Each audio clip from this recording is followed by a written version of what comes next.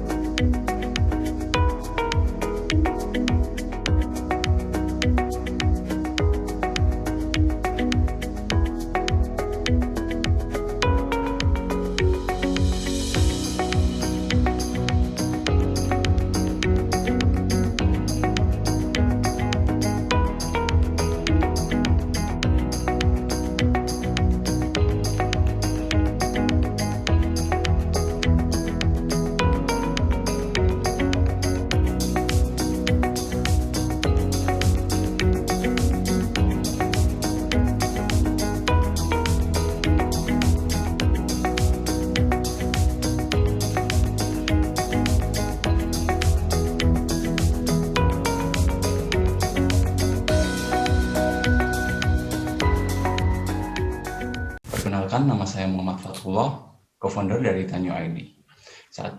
Sebuah platform yang menghubungkan pengguna dengan para pakar di berbagai bidang secara real time. Saat ini kami berada dalam tahap pre-revenue dan kami mencari sekitar 700 juta rupiah dengan penawaran 15 equity atau setara dengan 47.000 US dollar. Ada banyak sekali informasi yang tersedia di internet, akan tetapi pengguna masih kesulitan untuk mencari apa yang mereka butuhkan. Pengguna harus membuka halaman demi halaman, menonton video yang panjang, dan kadang tidak mendapatkan kesimpulan yang mereka butuhkan. Terkadang dalam situasi tertentu terlalu banyak informasi justru menjadi masalah tersendiri bagi mereka. Misalkan saja informasi tentang COVID-19. Visi kami adalah mempercepat arus informasi tanpa menghilangkan human value dalam setiap penerapan teknologi.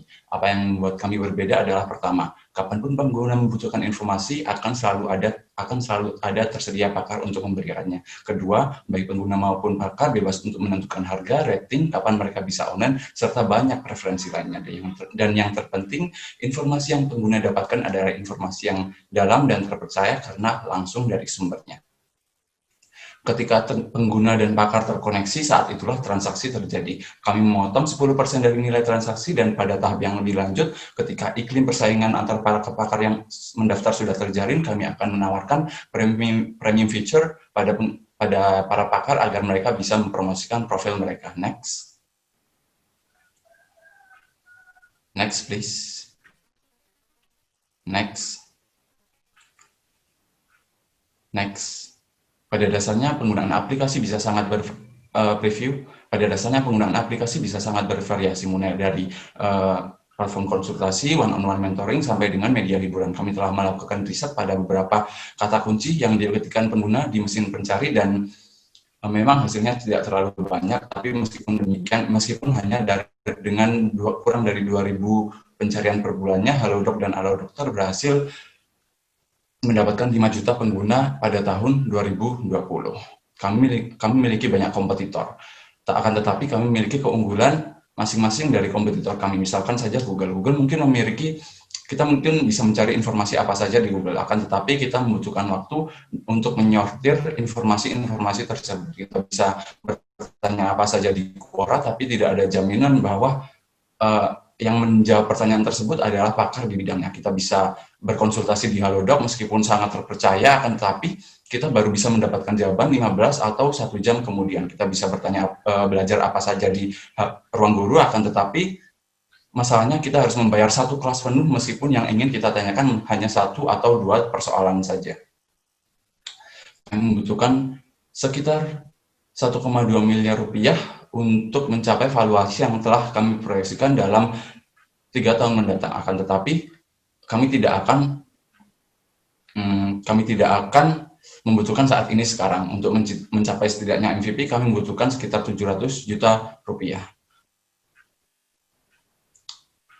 Next, kami memiliki Arfan Fadli sebagai CEO. Arfan Fadli merupakan alumni dari beasiswa LPDP dan memiliki banyak link pada profesional muda di berbagai bidang. Selain itu, Arfan Fadli juga merupakan ex-founder dari Cafe Pintar, sebuah startup yang bergerak di bidang pendidikan. Ada saya sendiri sebagai CEO, saya sudah bekerja dalam dunia internet marketing selama kurang lebih 7 tahun, mulai dari berpartner dengan Amazon Affiliate Program, Google AdSense, hingga YouTube Partnership. Selanjutnya ada Muhammad Rizky sebagai CTO. Selain memiliki background sebagai programmer, Muhammad Rizky juga merupakan seorang desainer dan founder dari CV All Media Kreatif, sebuah perusahaan yang bergerak di bidang desain, percetakan, dan konveksi. Pada akhirnya, Tanya mengakselerasi bagaimana seseorang mendapatkan informasi. Di masa depan, informasi akan mengalir lebih deras daripada apa yang bisa kita bayangkan saat ini. Satu-satunya cara agar tidak hanya tergerus adalah bergabung dengan inti pusaran. Kami menunggu partisipasi Bapak Ibu dalam inti pusaran yang menggerakkan. Terima kasih.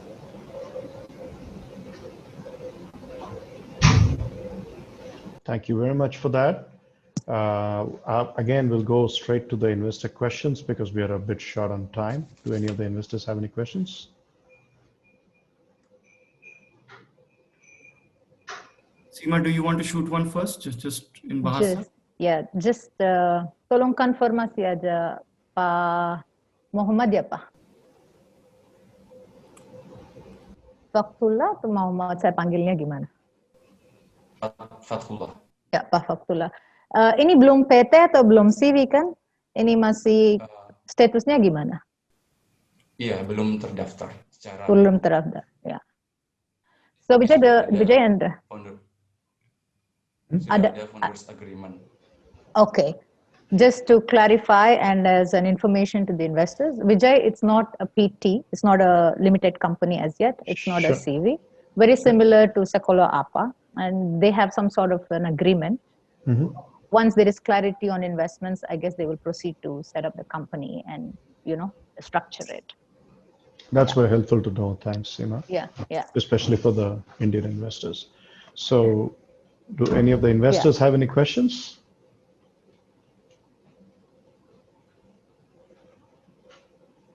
I have one additional question. Sure, please. May I? Please. Nalin, can I accommodate? Yeah. Yang sudah ada di daftar itu PT sektornya apa? Kalau mau konsultasi, expertise-nya dia sektornya apa? Kayak hukum, dokter, atau engineer, atau Jadi kita kan ada 4 segmen. Yang pertama pendidikan, bisnis, karir, dan psikologi. Psychology, okay.